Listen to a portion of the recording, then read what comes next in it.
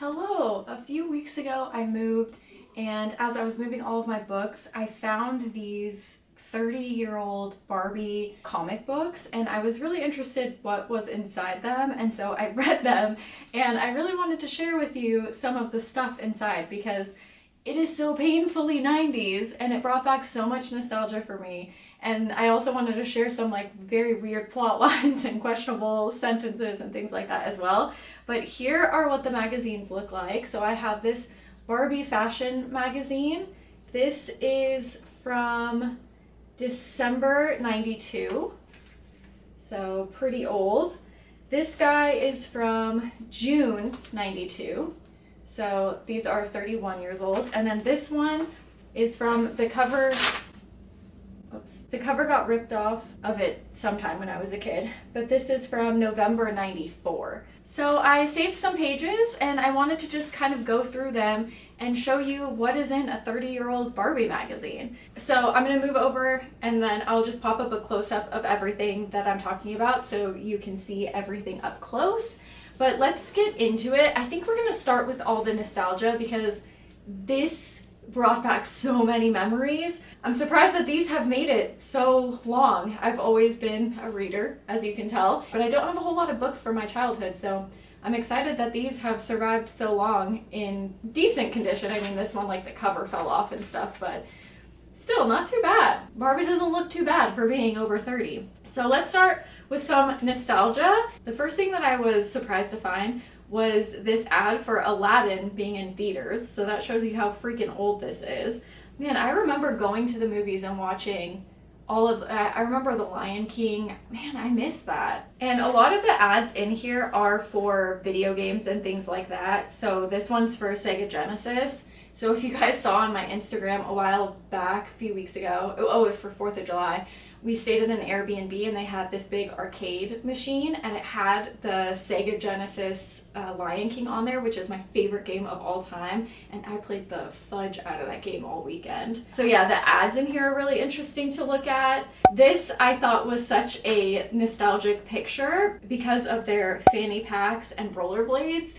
Man, I miss Can we bring rollerblades back? Can rollerblades be cool again? The 90s were the time of rollerblades. Remember that movie? Oh, what was that movie called? Brink. So yeah, I say we bring back fanny packs and rollerblades. And this I just thought was funny. It's Skipper and her friend go to the movie theaters and they're seeing Back to the Past 7. And Skipper says, I really like that movie. And her friend goes, me too. Michael J. Wolf is so cute. There's also this Kool-Aid ad, but what I wanted to talk about and what brought back memories for me were these Nintendo Game Boy games, the little square guys. And then in the back here we have an ad for Charleston Chew, which I think they still make these. I don't even know what they are, to be honest, but this one has a strawberry chocolate and vanilla flavor, and I think I've only ever seen vanilla in real life. It's really cute. On the back of these Barbie magazines, people can write in, and people of all ages write in and talk about how much they love Barbie, and then the little editors write a little note back. It's really cute.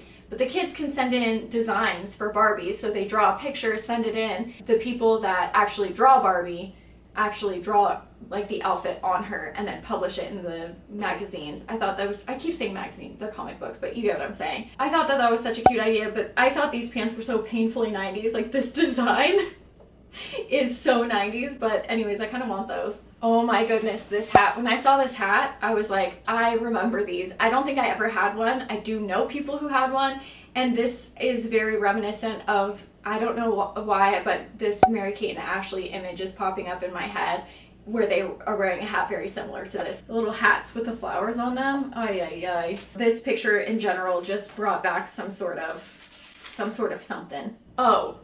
I saw this and I audibly gasped because I just erased this from my memory. I wouldn't have even known that this existed had I not seen this picture, but I had this and I had no idea it had anything to do with Power Rangers. It's kind of like a lightsaber sort of thing. It's an expandable lighted power sword and it's from Power Rangers apparently, but this brought back so many memories. I owned this. I had this. I played with this all the time. Apparently, when I was a very, very little kid, this unlocked some childhood memories for me. So hopefully at least one of you out there is like, oh my gosh, I had that too. Also, these mini backpacks.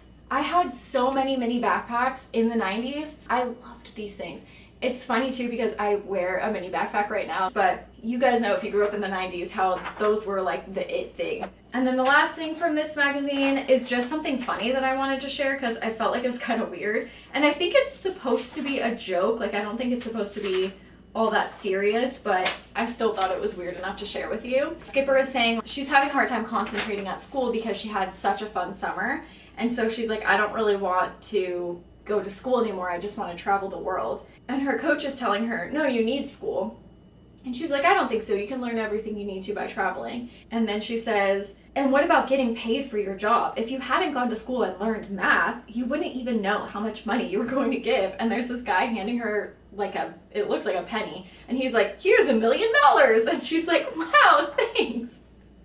Yeah, I don't know. I just thought that was a pretty funny line in here. But otherwise, like, the morals and stuff of these books are pretty entertaining. This one's an ad for Encino Man. Do you guys remember this movie? It says in theaters now. No, it says thawing this summer at a theater near you, where the Stone Age meets the Rock Age. I feel like these ads were just so much better. I'll show you another one that made me actually laugh out loud. Here's one for Sweet Tarts, and it's the ad is lick this, and then it says, doesn't taste very good, does it? That's because it's made of paper. That's funny. I don't know, people were working overtime in the 90s. Oh my gosh, and look at those like retro Sweet Tart packaging. I didn't even see that the first time. Wow. Real Sweet Tarts, however, come in 6 explosive flavors, so powerful they'll send shockwaves shooting through your tongue into your brain, triggering a reaction from your mouth, something like, wow. Okay, this is another ad that I thought was so funny. It says, prevent hair loss.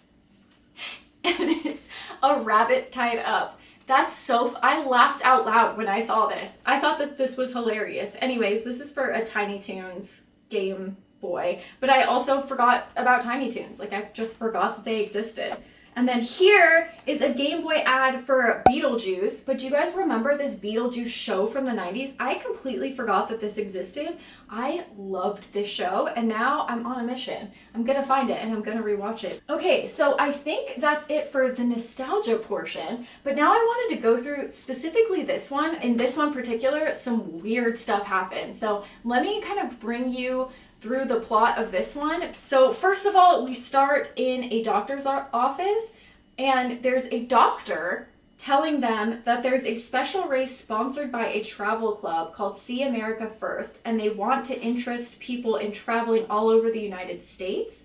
So they want performers to give free shows in every state and get from Maine to California in 50 days, 1 day for each state. And so this doctor is proposing that Barbie and the band, that's her band name, join in the competition. They meet a little boy in the wheelchair, and they said whoever wins will get to donate $100,000. And so, like, it would be cool if you could donate to people like this kid in a wheelchair. So she's basically trying to guilt trip Barbie into performing 50 shows in 50 days to raise money for the hospital. But I just thought it was kind of, first of all, a weird thing for a doctor to be recommending. But anyways, next up, let me introduce you to some of the other bands. This one, there's Donna and the Doo-Wops, an all-girl singing group, and then one girl says, I'm Donna, and the other girl goes, ooh shoop. This one is called Upsy Daisy, and then here's a heavy metal group called the Gnarly Puppies.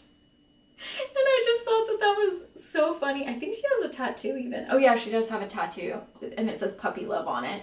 But yeah, this is how apparently like heavy metal bands were in the 90s. I guess they're not wrong, but I just thought that it was funny that they were called the Gnarly Puppies. What a name. Anyways, they began traveling all over the world, performing shows for free. They go to this really small town. They're like, where's our audience? And this girl goes, oh, it's a small town. I'm the only teenager here. She's like, so it's just for me. And they're like, okay, well, we're gonna start singing. So they start singing. These are the Barbie lyrics. It says, we're Barbie and the band. We'd like to take your hand.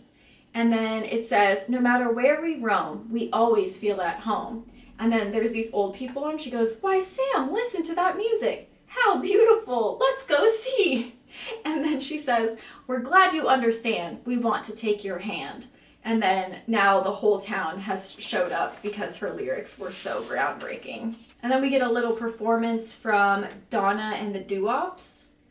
And they just say, da-roo, ron, ron, ron, da-do, ron, ron. And then Barbie said, listening to the Gnarly Puppies, and she goes, and the Gnarly Puppies are, well, they're loud. Oh, shady Barbie. Oh, and then the bands start dropping off one by one because some shady stuff is happening. I think it's the Gnarly Puppies that are causing the other bands to be disqualified. It seems like there's some, you know, rivalry going on. I'd also like to sing to you, well, I'm gonna speak it, you don't want me to sing, but this is their song when they're performing at a beach. It says, we're Barbie and the band, we love the sea and sand, and our idea of fun is singing in the sun. I mean, just high quality lyrics if you really like sit back and analyze them. But this one I thought was the most messed up. So they're in San Francisco and it says, we're Barbie and the band and it's just great to be in San Francisco by the Golden Gate. When everyone's dancing to the music we make, it shakes just like another earthquake. If you guys don't know, San Francisco had like a catastrophic earthquake that killed so many people. Hold on, let me get you like numbers and statistics. Hold up. Okay, it was in 1906 and it was a 7.9 earthquake and it killed 3,000 people. Barbie is making a joke about a natural disaster. Kind of wild. But yeah, I don't know. I thought that was the only thing really in here that I was like, ooh, Barbie. Otherwise, the plots are pretty normal stuff, you know, stay in school, being proud of your friends and uplifting people. Barbie's motivates all her friends. She tries to make them feel special. She knows geography surprisingly well. And she can even fix a broken car. This girl is multi-talented, you know? She's always kind, even if people are mean to her. She's a singer, a model, a designer, but not much unlike Fight Club. It's not her career or her money or anything that defines her. It's just like being a decent person, I think is kind of her motto. Which, yeah, I mean, who can hate on that? That's a good motto that we should all follow. Anyways, I hope that the two people who watch this video find it entertaining because I gotta tell you, I enjoyed it. Like, this video is for me, you know what I mean? I even wore a pink shirt, the only pink shirt I could find for this video. I was very excited to look through these and share them with anybody else who's from the 90s who remembers any of this stuff that I talked about today. I just thought that it would be a fun little trip. So yeah, those are 30-year-old Barbie comic books. They were fun to read, they were cute. But anyways, thank you so much for watching. Let me know if you have any questions about these comic books. And I will see you next time with a video that is very different from this one because usually I talk about like horror, thriller, sci-fi kind of stuff. This was a little outside my zone, but I couldn't pass it up. So let me know what you guys think and I will see you soon with another video. Bye guys!